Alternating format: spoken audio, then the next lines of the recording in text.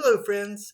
I started this month with a plan for one video, but things began to happen, and I feel like I need to talk about it.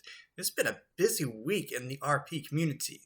First, we've got a player character death in Critical Role, which was very heartbreaking and a bit unexpected. And then we have Cynthia Williams putting in her resignation. So those were two very surprising things I did not foresee happening. And then we have Godsrain. And you're here for Pathfinder content, so that's what you're going to get today. We're going to talk about Godsrain today on Galorian in depth.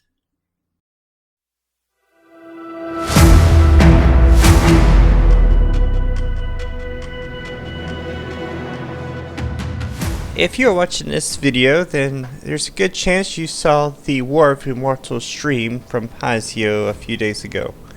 And man, did they unload a lot of information for us. So let's take some time to unpack that. Some of you may have had a chance to test out the Exemplar and the Animist as the playtest had come out months ago. Paizo has taken this information, codified it, and made changes to have the official version coming out. So I'm looking forward to seeing what the official version of the Animus and the Exemplar will look like. We've also got new monsters, including a new spawn of Rovagog. Pictured here is Varix.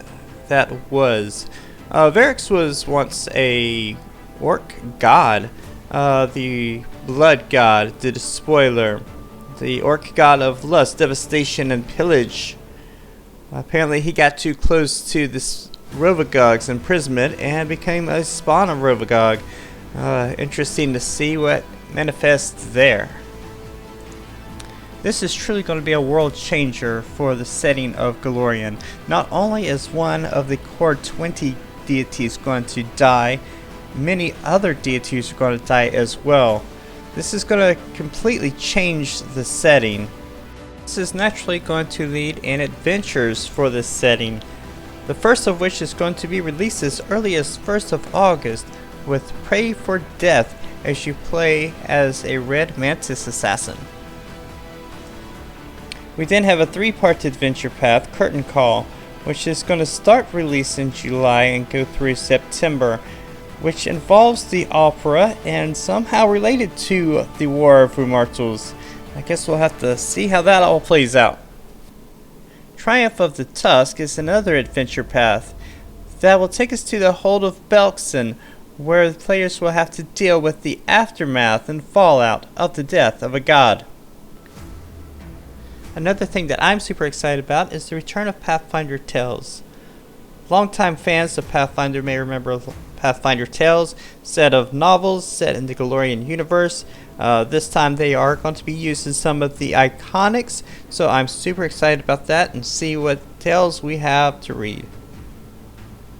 In September, Paizo will release the Godsrain Prophecies, the full complete version of what you have already been reading on the blogs, and anticipation to find out who would be the god who dies.